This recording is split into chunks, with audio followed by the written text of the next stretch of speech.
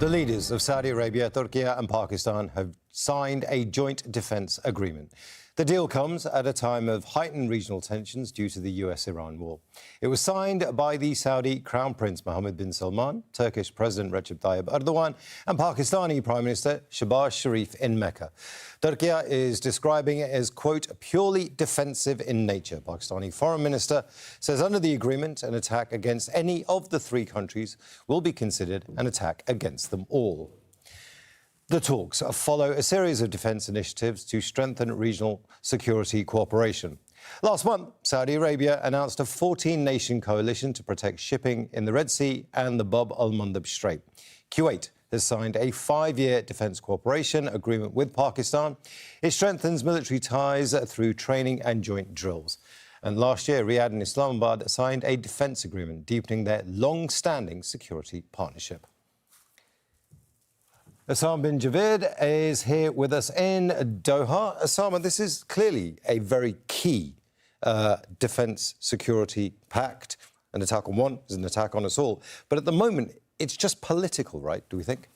Well, I think it's beyond political. This is more than a diplomatic get-together and signing of an agreement. This essentially puts three of the largest Muslim populations together on the roadmap for joint peace, for deterring any acts of aggression against them, for making sure that they are in tune with each other when it comes to intelligence sharing, gathering of all of the information that is required, and also enhancing cooperation on all sorts of spheres, whether it's energy, defense expenditure and manufacturing, as well as everything else that comes in the middle. Pakistan brings with it, obviously, its nuclear arsenal, battle-hardened military, munitions that it has been supplying Turkiye with its advanced drones and munition systems, a member of NATO, and with that combined the economic power of Saudi Arabia. All three of them combined now present a force which is going to take this region towards a different security architecture that had been placed in the last few decades,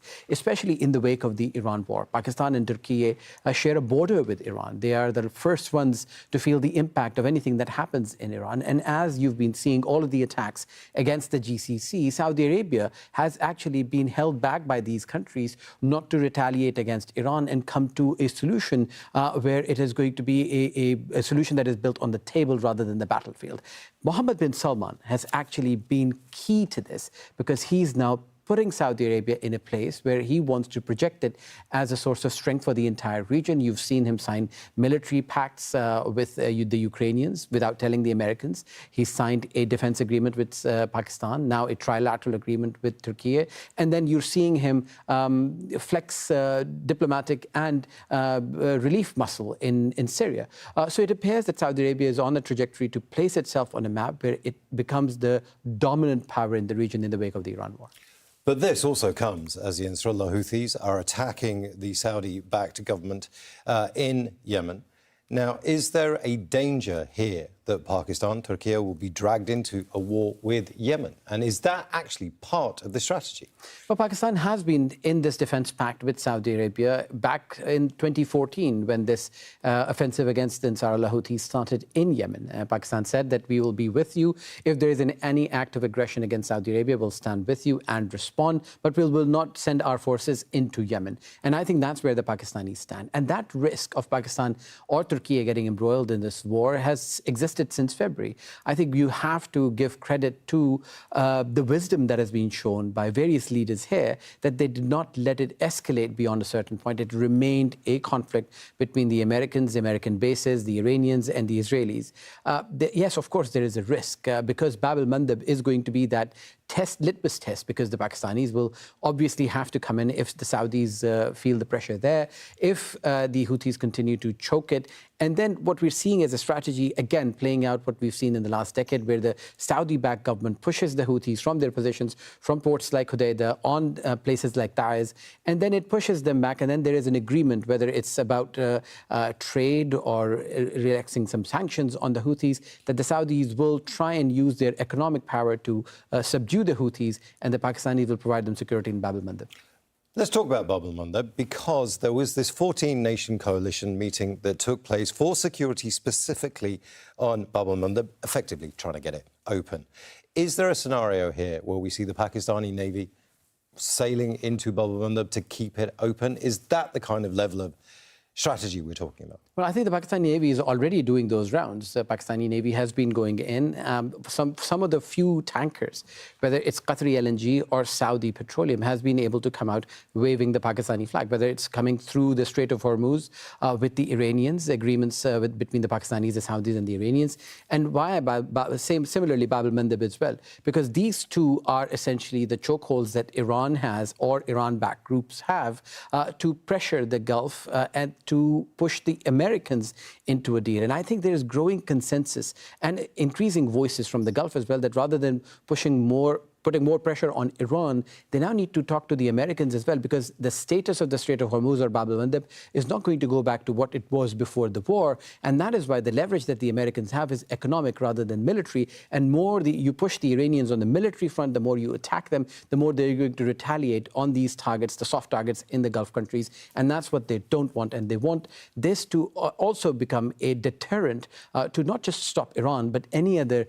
forces that would attack Saudi, Pakistan or Turkey.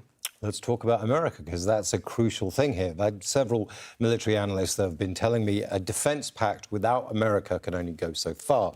But this is a reshaping of the Arab world, the Muslim world, taking responsibility for security itself, or is it?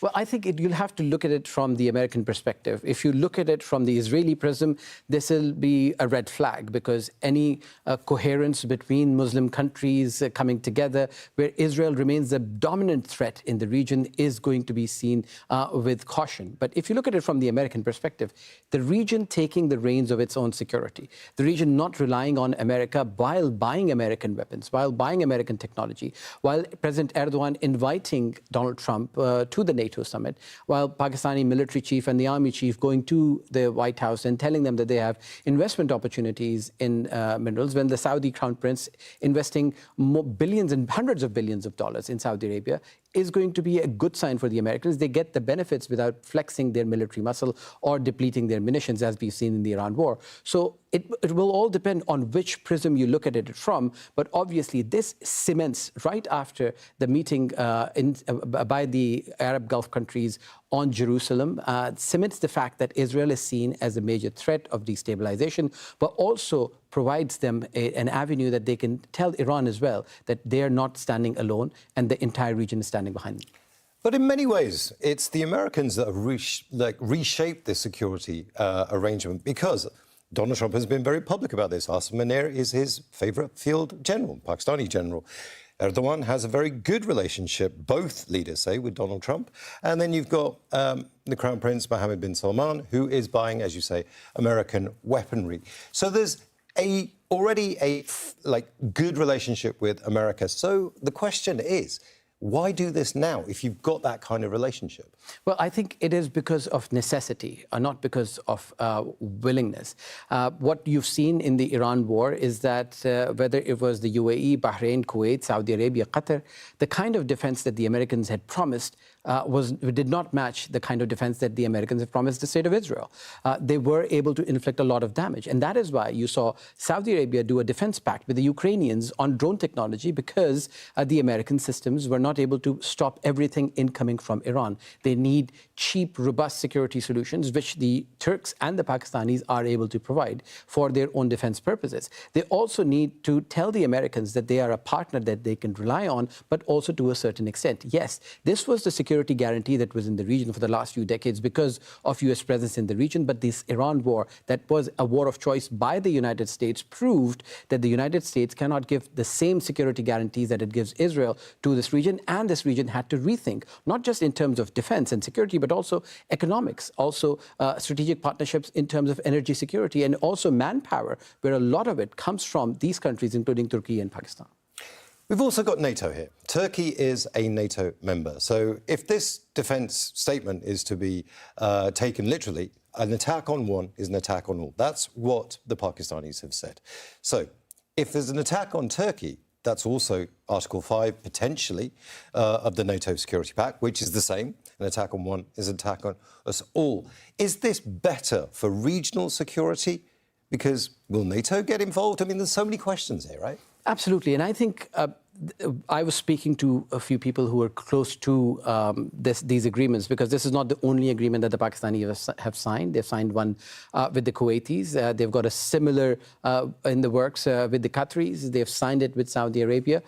This essentially gives them the provision of NATO without the bureaucracy of NATO. This does not mean that immediately, you saw that being tested last year, that after the defense agreement, there was an attack by India on Pakistan. The Saudis did not directly get involved. You've also seen that the Yemenis have attacked Saudi Arabia. Pakistanis did not immediately get involved. So it does give them that provision. It does give them that deterrence against potential aggressors. But I don't think that it immediately starts a war between countries. I think the idea here is that mutual cooperation, defense collaboration, building defenses and structural defenses, and deterrent, rather than flexing their muscles in the battlefield. One general just told me that a general's responsibility is not to win the war, but to avoid it in the first place. But we are at a stage now where there is a reshaping of the security agreements that were traditional, that were relied on America, that aren't relying on America, but are relying on American weaponry. So there's a danger here that the political wins in America change. It's going to be the weapons that will go first. China and Pakistan have a great defence agreement, long-standing defence agreement, fighter jets, etc., etc., etc. Does this play into it at all? I think you're seeing a changing world post the Second World War. If you look at the timeline starting from Gaza, the breakdown of the international rules-based order, to the war in Iran, where the Americans were not able to fulfill all the promises that they'd made to the Gulf countries. Pakistan and Turkiye come into play in this. I've been in the battlefields where these weapons have been tested, whether it was Armenia and Azerbaijan, whether it was the front lines between Pakistan and Afghanistan, some weapons used against Iran a couple of years ago as well. So what the Pakistanis, the Chinese, the Turks are providing are reliable weaponry, which is not as expensive or does not come with as many ties attached to the Americans. But still, the world, the Saudis, the Pakistanis, the Turks, they're not able to wean off from the American weaponry. You saw in the NATO summit, the Turks are still asking for American engines to power their Khan jets. You are seeing the Pakistanis are still asking for American technology to be able to increase their prowess both in maritime affairs and in the air. And you're seeing the F-35s now in Saudi Arabia, which is an integral part of their defenses. But that does not mean that it is a one-party defense. You're seeing the Ukrainians becoming involved. You're seeing indirectly the Chinese getting involved. Right. With Pakistans and Turks, it is indigenous technology, but it's going to be built inside these countries for their own defenses. Finally, is this an anti-Iranian defense pact? I don't think that it will be right to call it that, because obviously some hawks in Iran are going to see it as an anti-Iranian Sunni pact. The hawks in Israel are going to see it as a Muslim pact, Muslim countries coming together against Israel. But this is essentially regional powers realizing what the threat matrix is, realizing where the loopholes in their regional security are, and making sure that essentially the tools that they have work best when they join them. Pakistan has made it clear that its relationship between China and Saudi Arabia is paramount against any other relationship that it has, but it does enjoy neighborly relations with Iran and is the main mediator when it comes to the talks that are happening between Iran and the United States. So it appears that this can be painted in whatever brush, looking at it from whatever prism, but from the perspective of these three countries, it's a very regional, local pact which provides them security that they desperately need in times of uncertainty. Osama bin Javid, thank you for helping us unpack all of that. Stay there. We are now going to go to Rasul Sardar, who's live for us in the Turkish capital, Ankara. I haven't seen the actual defence Pact agreement. I don't think many people have, but there is a statement, Rasul, that you can just walk us through. What's the statement say?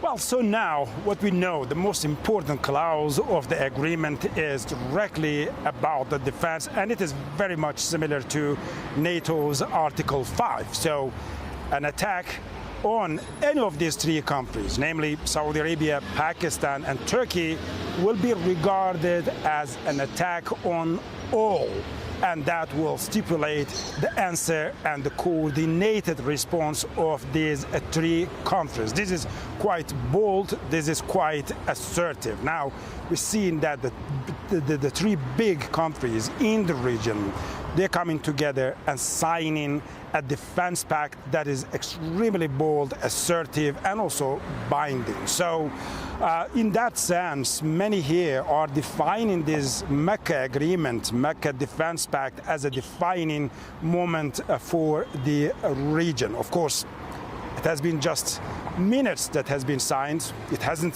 been tested yet, but in any way, so many people are regarding this as a pivotal moment. So indeed, when you look at these three countries, so Saudi Arabia as an economic powerhouse, so it will bring the finance in, and then Turkey as the second largest army of the NATO, and with its very sophisticated and advanced drone technology and robust domestic defense industry. And then you have Pakistan, the only nuclear power in the Islamic world. And so these three countries are complementary to each other, and they're coming together and signing this quite important pact in a very symbolic way in the holy city of Islam in Mecca on a day of Friday. So the symbolism is there, practicality is there, all the efforts are there, and the heads of the government and the states are all there with highest level of the delegations attending, joining the ceremony by three countries. So what has happened? According to officials that I have been talking to here in the capital of Turkey, in Ankara, they said the regional developments have indeed forced these countries to come together. So post-October 7 has changed the region dramatically, and the Israeli actions and the expansionism, and then now the crisis in Strait of Hormuz and the ongoing attacks on Iran and Iran's response on the regional countries. So there have been several layers of the necessity converging and forcing these three big countries to come together and to sign this binding agreement. So now the question is whether in the coming months or years or weeks, there will be some other regional countries joining this defense pact or not.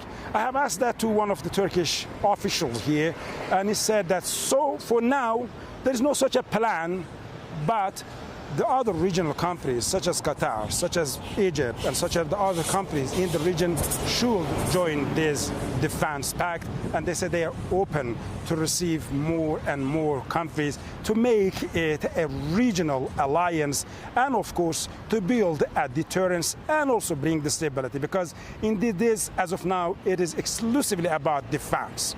However, so there are the expectations that these integrated defense policies are going to also enhance the diplomatic relations as well, and integrated diplomatic efforts in case of a crisis. So it's also going to be quickly responding to the diplomatic crisis, the security crisis in the region. But as I said, many here in the capital of Turkiye, they are saying that this is a defining, historic, pivotal moment for the region. But Rasul, are there any critics of this deal in Ankara? It's the political capital of Turkiye. There surely must be some dissenting voices that Saudi Arabia and now Turkey and Pakistan are joint at the hip. Well, look, it has been a long period of preparation for that. Just remember, Turkey, Saudi Arabia, Pakistan, Egypt, their foreign ministers, the heads of the governments, several times they had met in several other capitals, in Ankara, in Islamabad, in Cairo, in Riyadh. And as a result of that, now the leaders are there and they have just signed the agreement. So the criticism in Turkey, I wouldn't say it's criticism, however, there are question marks here. And I was just talking to one of the opposition figure here.